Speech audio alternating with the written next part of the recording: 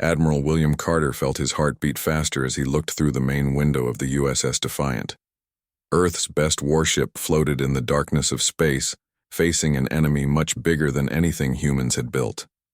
The Galactic Empire ship had entered Earth's solar system without asking. This was the third time this month. Earth's leaders had finally decided enough was enough. The Empire ship was huge. It looked like a giant metal bird with sharp wings that glowed with blue energy. Strange symbols covered its dark hull, and weapons that could destroy whole cities pointed in all directions.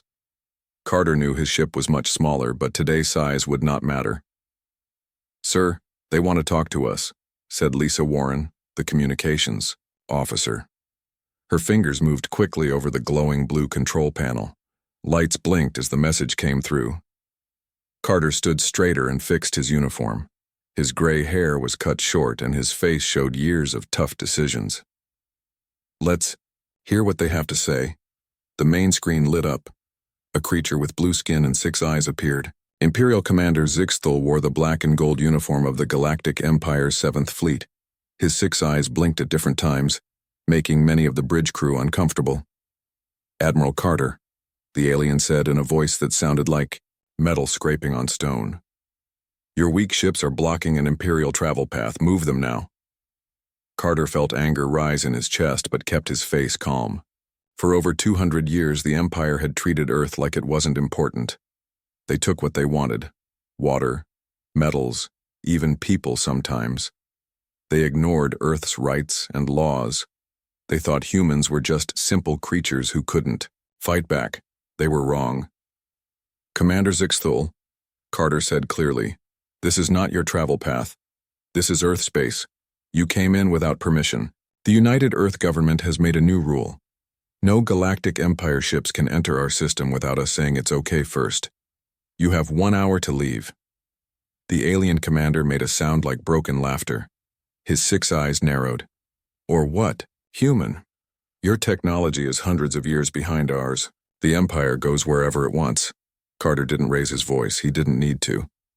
"Not anymore. We've tried being nice. We've tried talking. Now we're telling you directly. 1 hour, Commander. After that, we show you why ignoring our warning is a big mistake." When the screen went dark, Carter turned to his first officer, Commander Susan Miller. She was younger than Carter but had proven herself in 3 space battles against pirates from the outer colonies. Her brown hair was tied back tightly, and her green eyes watched Carter carefully. "Susan, tell all our defense stations to get ready. If they're still here in 1 hour, we start Operation Firewall." Miller nodded and spoke quietly into her wrist communicator. Around the ship, crew members moved faster, checking weapons and shields. "Do you think they'll leave, sir?" Miller asked when she finished giving orders. Carter looked at the Empire ship on the screen. "No, they're too proud. They think we're bluffing." He walked to the main control table where a 3D map showed the positions of all ships in Earth's system. "But that's what we want them to think." The next hour was tense. No one on the bridge spoke much. Some crew members said quiet prayers. Others checked their family pictures one more time. Everyone knew this might be the day that changed human history forever. The Empire ship didn't leave. Instead, it moved closer to Earth, its engines glowing brighter. 3 smaller ships came out from its sides, fighter craft with weapons ready. "They're challenging us," Miller said. Carter nodded. As expected. He pressed a button on his command chair. "This is Admiral Carter to all Earth Defense Forces. The Empire has chosen not to respect our declaration. Operation Firewall is now active. I repeat, Operation Firewall is now active. All across Earth's solar system, hidden platforms and satellites that had looked like normal space junk suddenly came to life. Hundreds of small defense stations that the Empire had never noticed powered up their systems. What the Empire didn't know was that humans had been getting ready for this day for a very long time. 20 years ago, a small Empire scout ship had crashed in the Arctic. Earth scientists had studied its technology in secret. 10 years ago, a brave spy had stolen weapon plans from an Empire outpost. 5 years ago, Earth had built its first ship with shields that could stand against Empire weapons. The Empire thought humans were weak because humans let them think that. It was all part of the plan. Captain Eric Ramirez commanded one of the hidden defense platforms near Jupiter. His small crew had been waiting in silent mode for months, looking like an abandoned mining station. "All weapons online," Ramirez reported, over the secure channel. "Waiting for your signal, Admiral." All across the solar system, similar reports came in. 200 defense platforms, 50 hidden ships. Earth's secret fleet was ready. On his ship, Commander Zix Thule was sending a message to Earth's leaders. His face appeared on screens in the United Earth Government building in Geneva. "You have made a foolish choice," the commander said to President Donna Harris. "The Empire has ruled this galaxy for 10,000 years. Your planet is nothing to us.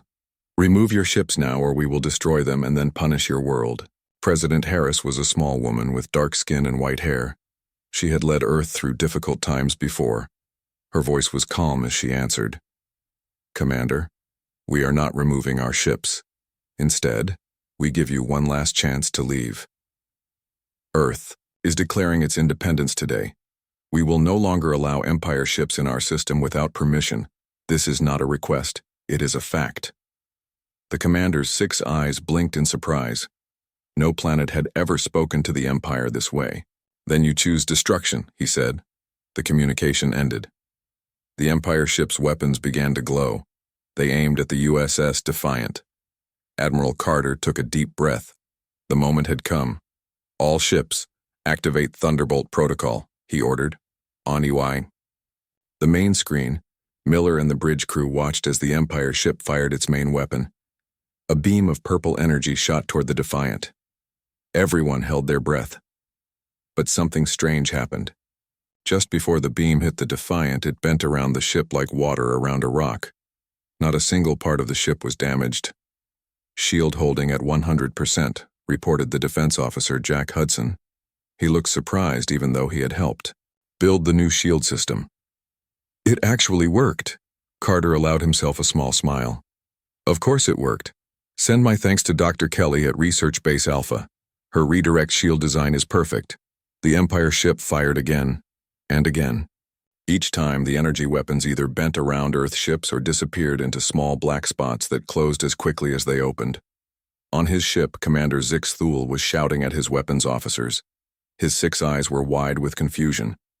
Nothing like this had ever happened before. How could primitive humans have technology that stopped Imperial weapons?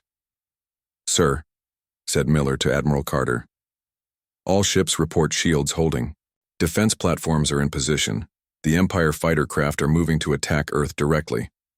Carter nodded. "Deploy the drones." From the bottom of the Defiant, a bay door opened. Hundreds of small objects, each no bigger than a coffee table, flew out into space. They looked like simple metal boxes, but each one contained Earth's newest weapon. The drones spread out, moving faster than any ship. They surrounded the Empire fighters. Small blue lights blinked on their sides. "Drones in position," Miller reported. "Activate EMP pulse," Carter ordered. The drones lit up all at once. A wave of invisible energy passed through the Empire fighters. Suddenly, all their systems shut down. The fighters drifted in space, completely powerless. Commander Zix Thule watched in horror as his ships became useless metal boxes. "Impossible," he shouted. "Their technology is too primitive for this." Carter opened a communication channel to the Empire mothership.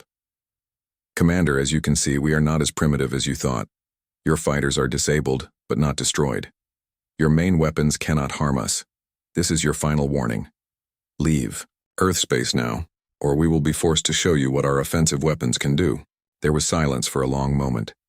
Then Commander Zix Thule's angry face appeared on screen. "This is not over, human. The Empire will return with 100 ships, 1,000 ships. You will regret this day." "Perhaps," Carter said. "But today is not that day. Today, Earth stands free. Remember our declaration. No Galactic Empire ships allowed in our space without permission. Tell your leaders. Tell everyone in your empire. The next ships that come without permission will not be warned." First, the Empire mothership slowly turned around. Its engines glowed bright as it moved away from Earth, leaving its disabled fighters behind. On the bridge of the Defiant, the crew began to cheer. Earth had stood up to the Galactic Empire and won its first victory. But Admiral Carter knew this was just the beginning. The real fight for Earth's freedom had just started. Dr. Helen Barnes couldn't stop her hands from shaking. She stood in a large round room deep under the Rocky Mountains. This was the Earth Defense Command Center, hidden from the Empire's spy satellites. All around her, military officers and scientists watched big screens that showed the battle in space. Helen was the lead scientist who had created Earth's new shield technology. For 15 years, she had worked in secret labs, studying the crashed Empire ship. Now everything depended on her work. "The Empire ship is turning around," said General Paul Martinez, a tall man with a thick mustache. "Admiral Carter reports, they're leaving our system." President Harris nodded. Her white hair seemed to glow under the room's bright lights. "It worked. Phase 1 is complete." Helen let out a breath she didn't know she was holding. The shields had worked perfectly. The Empire's weapons couldn't hurt Earth's ships. "Now we move to Phase 2, President Harris said. She turned to Helen. "Dr. Barnes, is the messenger ready?" Helen nodded. "Yes, Madam President. We can send it any time." The messenger was a small, fast ship with Earth's most advanced engine. It could travel faster than any Empire ship. Its mission was critical: to deliver Earth's message to all other planets that suffered under Empire control. "Send it immediately," ordered President Harris, "and prepare the Jupiter base for Phase 3. General Martinez looked worried. "Madam President, are we sure about this? The Empire will come back with more ships. Maybe we should wait." President Harris shook her head. "No more waiting. For too long we've let the Empire push us around. Now we show them, and the galaxy, what humans can really do." 2 hours later, Helen was on a transport ship heading to Jupiter. With her was a team of Earth's best scientists and engineers. Their destination was a secret base hidden inside one of Jupiter's moons, Europa. Through the ship's window, Helen could see Jupiter's giant red spot. A storm bigger than Earth that had been raging for hundreds of years. The massive planet made her feel small, but she also felt proud.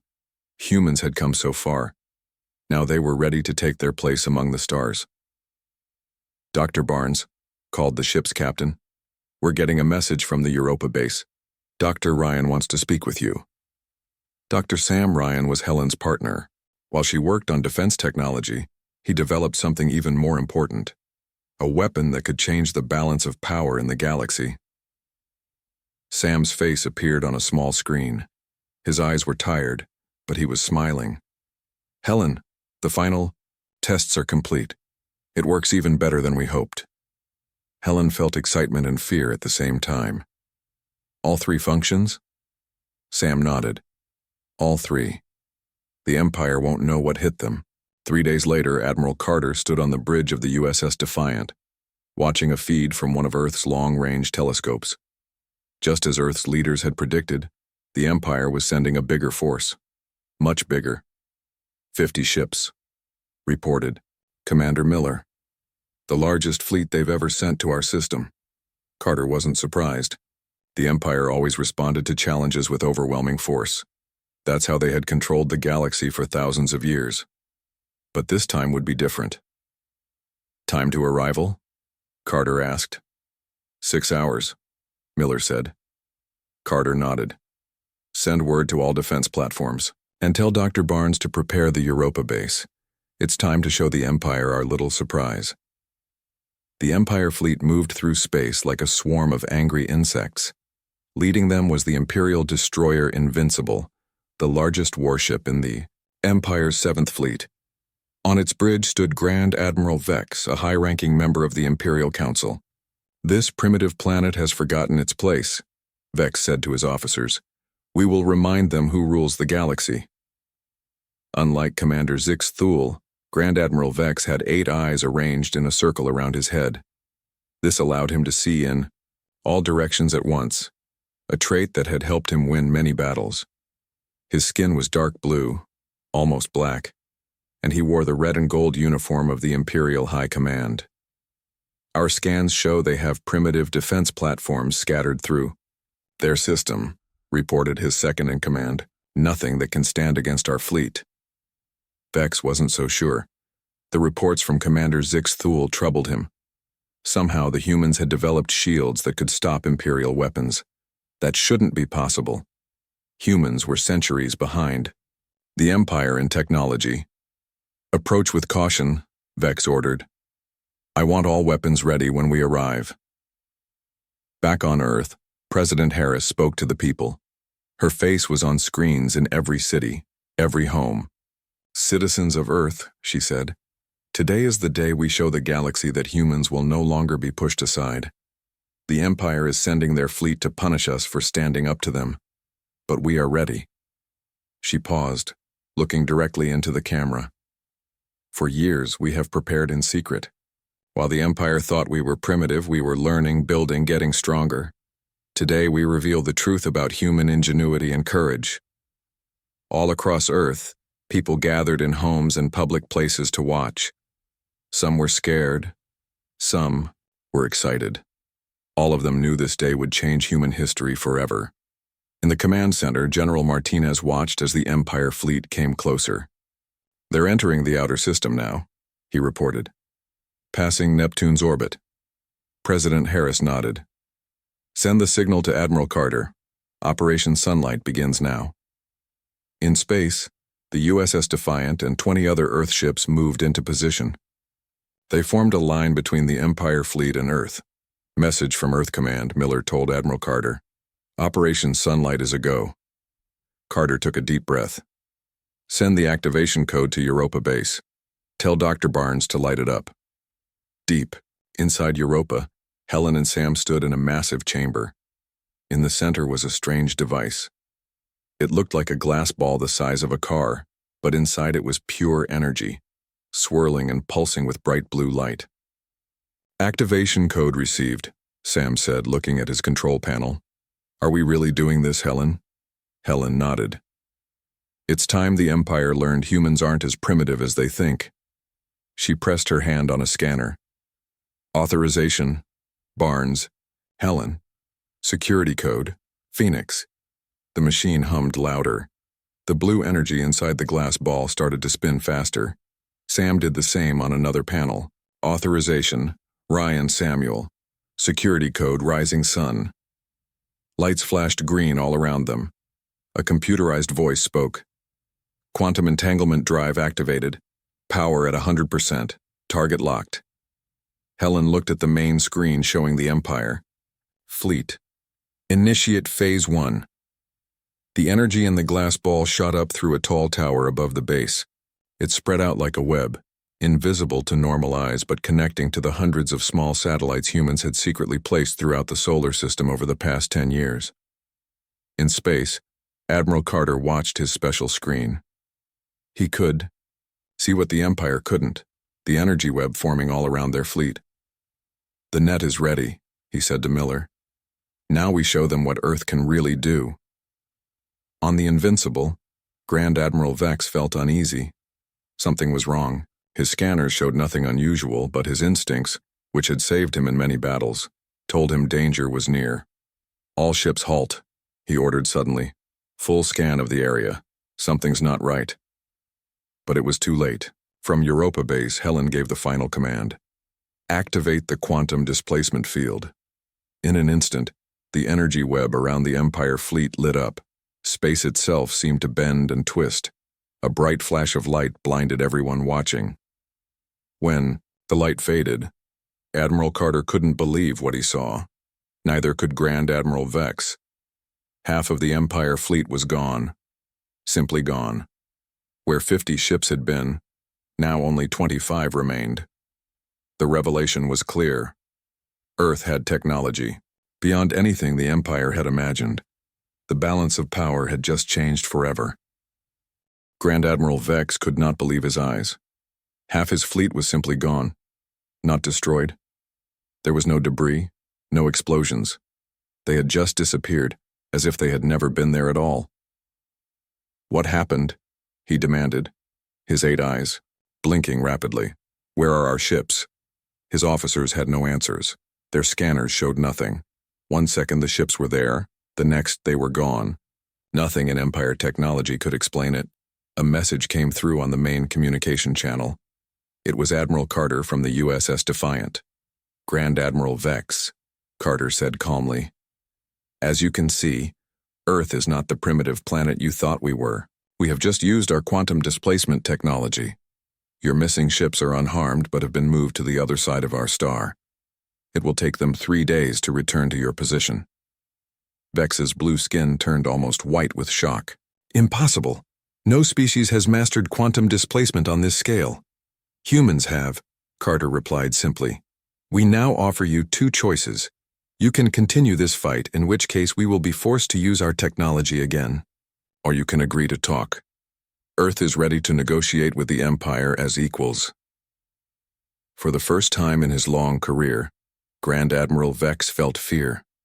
If humans could move half his fleet across space with just 1 weapon, what else could they do? He had to report this to the Imperial High Council. "I will speak with my leaders," Vex said finally. "Hold your position." On Earth in the Underground Command Center, President Harris received the news with a calm smile. "Phase 2 complete," she said to her advisors. "Now we prepare for Phase 3. The real test begins." General Martinez looked worried. "The Empire has never negotiated with a lower species before. They might just come back with their entire fleet instead of talking." "That's exactly what they'll do," President Harris agreed.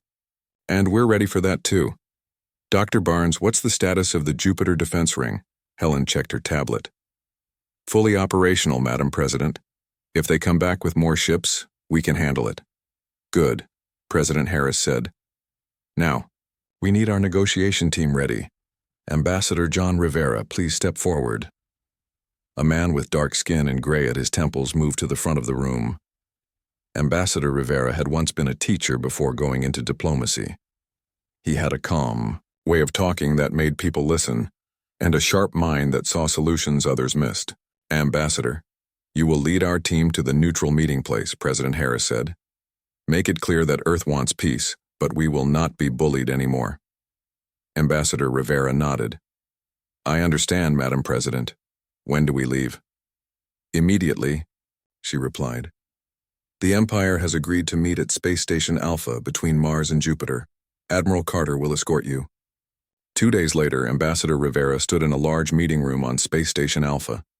With him were 5 other humans who were experts in different areas: trade, technology, law, and military matters. They waited as the Empire representatives entered from the other side of the room. Grand Admiral Vex led the Empire team. Behind him were other high-ranking Empire officials, including 2 members of the Imperial Science Council. They looked at the humans with a mixture of fear, anger, and curiosity. "Let us begin," Ambassador Rivera said, gesturing to the large round table. "Please sit." It was the first time in known history that the Empire had sat at a table as equals with a species they had considered primitive. The moment was not lost on anyone present.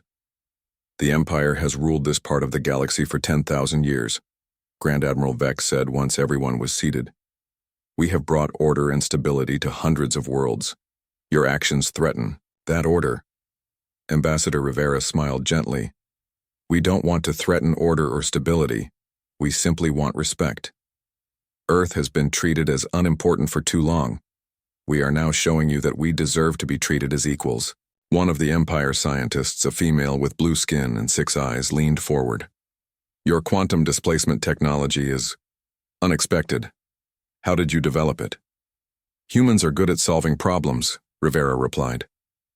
"When we need to find a solution, we work until we find it. The Empire pushed us, so we pushed back." "What does Earth want?" asked another Empire official with a harsh voice. Ambassador Rivera opened a folder and took out a single piece of paper. He placed it on the table where everyone could see it.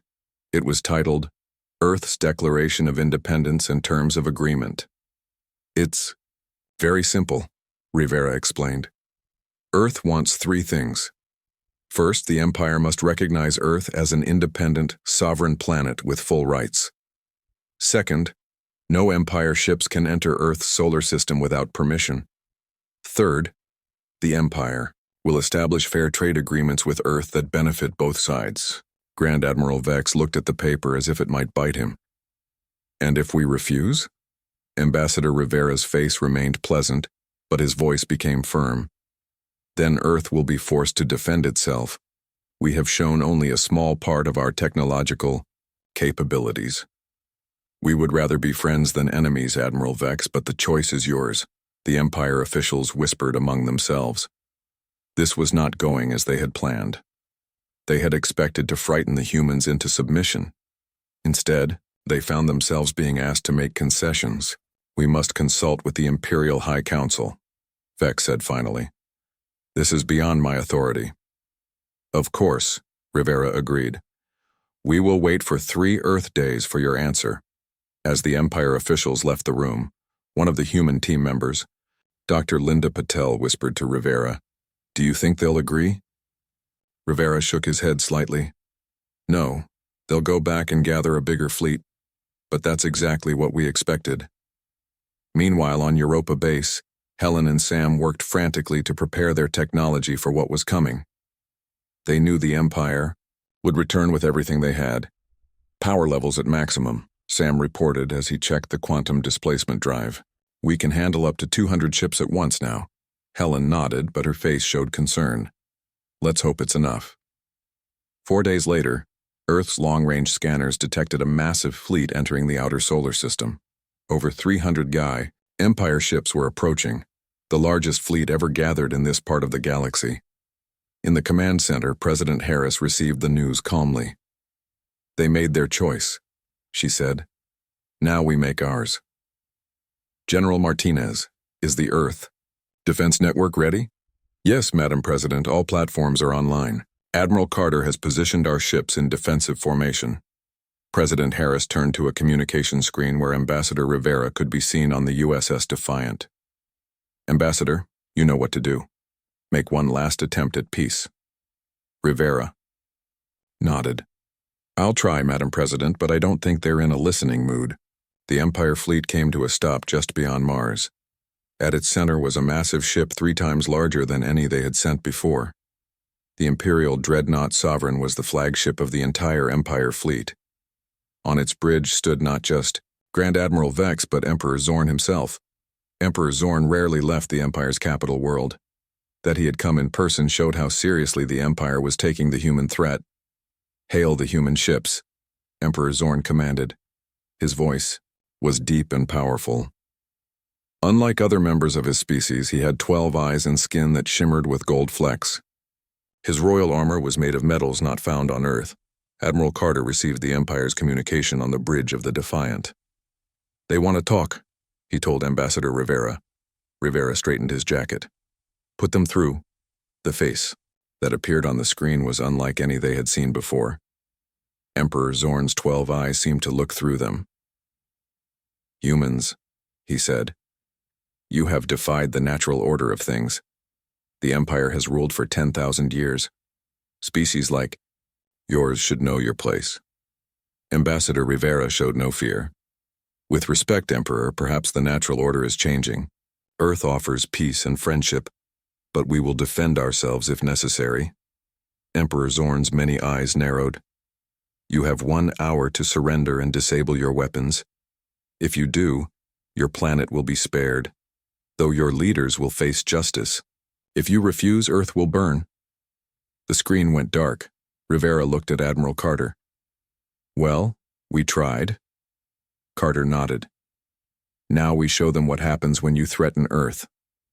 All across the solar system, humans prepared for the greatest battle in their history.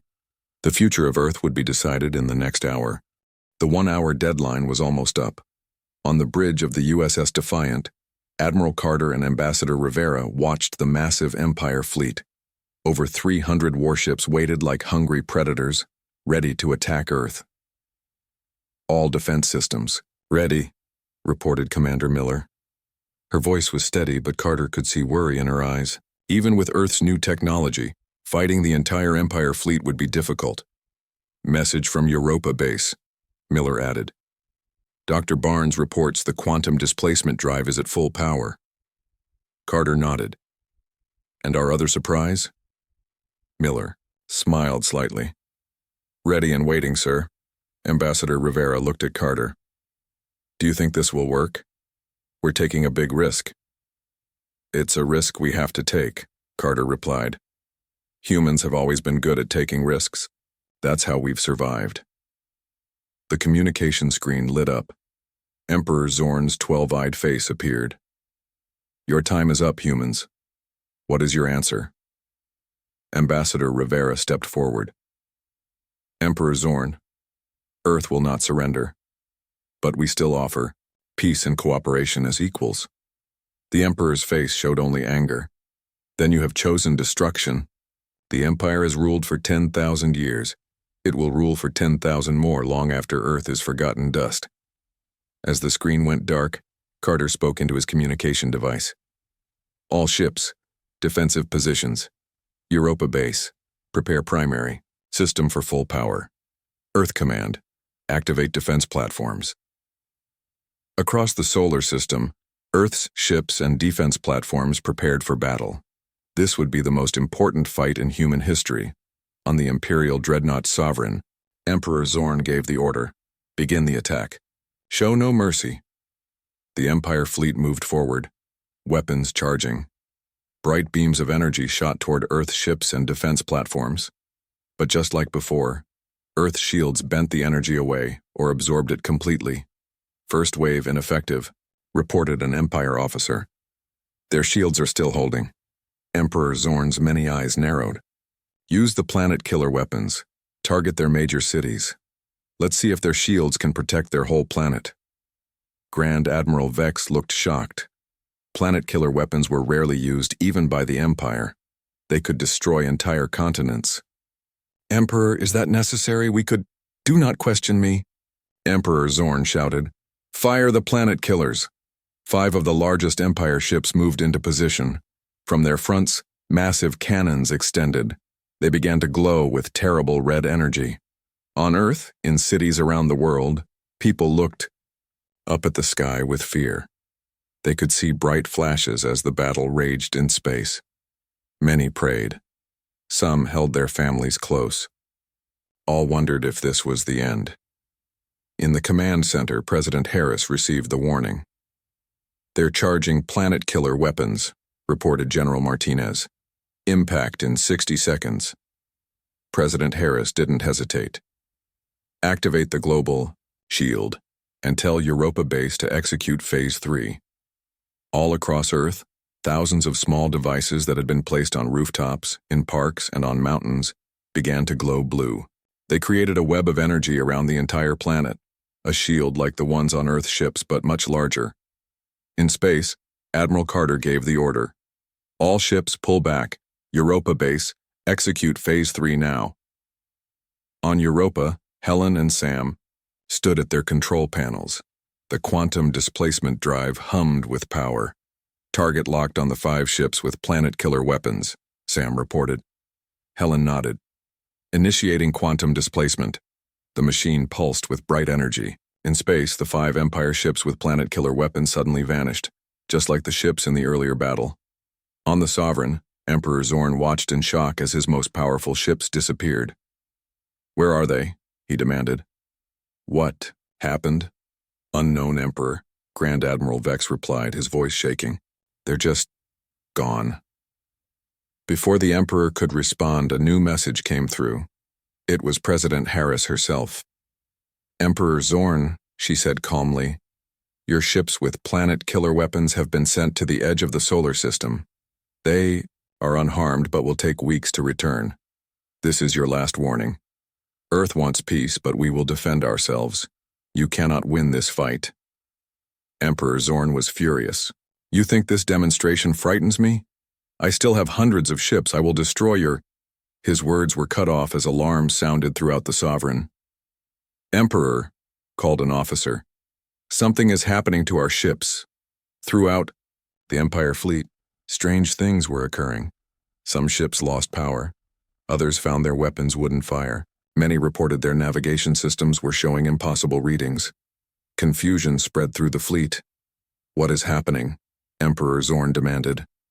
On the USS Defiant, Admiral Carter smiled as he watched the Empire fleet falling into chaos. "Our second surprise is working," he told Ambassador Rivera. "While they were focused on our quantum technology, they didn't notice our computer virus.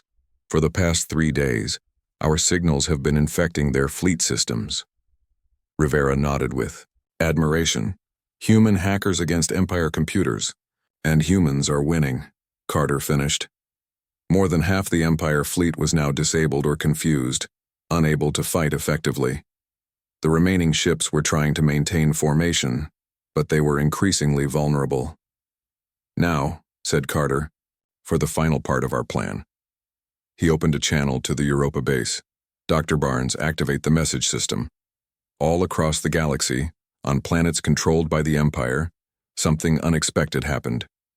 Communication systems that the Empire thought were secure suddenly broadcasted a message. In every language on every world. The message showed Earth ships facing the Empire fleet.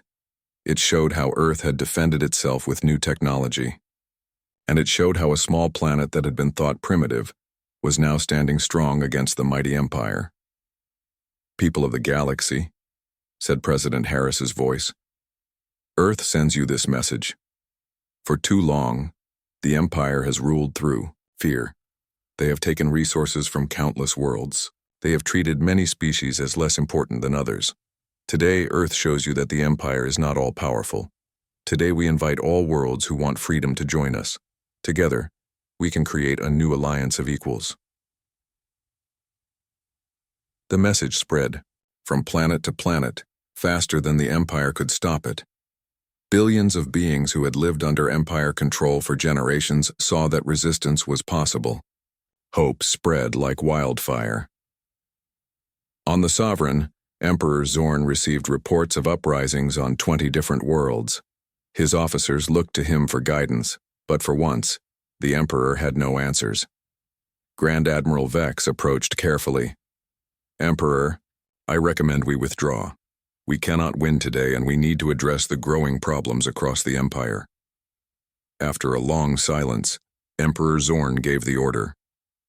"All ships, retreat. Return to Empire space." As the Empire fleet turned and left Earth's solar system, cheers erupted on the Defiant and in the command center on Earth. But Admiral Carter and President Harris knew this was just the beginning. "They'll be back," Carter said to Ambassador Rivera. "Yes," Rivera agreed. "But next time we won't be alone." 5 years later, Captain Lisa Warren, once a communications officer and now commanding her own ship, stood on the bridge of the USS Unity. The ship orbited a space station that had been built at the edge of Earth's solar system. The station was called New Beginning, and it was the headquarters of the Galactic Alliance of Free Worlds. "Captain," called her first officer, "the representatives from Proxima Centauri have arrived, and the new delegates from the former Empire worlds are docking now." Warren smiled. "Prepare the welcome ceremony." Through the main window, she could see ships from 20 different worlds, former Empire planets that had joined Earth's alliance. Each had their own culture, their own ways, but all shared the desire for freedom and respect. On the station, Admiral Carter, now retired, and Ambassador Rivera welcomed the new delegates. Earth had changed the galaxy forever. "Did you ever think we'd get here?" Rivera asked Carter as they watched ships arrive from across the stars. Carter shook his head. "Honestly, I just wanted the Empire to leave us alone. But humans have always dreamed big." Rivera smiled. "And now the dream is real. No Empire ships in Earth space, that was our first demand. Now it's no Empire ships in Allied space." Carter looked at the stars beyond the station. The Empire still existed, but it was smaller now, forced to treat other worlds with more respect. Earth's declaration had started a new era of freedom in the galaxy. "What do you think comes next?" Rivera asked. Carter watched as humans and aliens walked together through the station, talking and sharing ideas. "What comes next is what humans do best. We explore, we learn, we grow. And we bring others along with us." A new galaxy was forming, with Earth helping to lead the way. The age of Empire domination was ending. The age of cooperation and respect had begun, all because Earth had made one simple declaration: no Galactic Empire ships allowed. The end.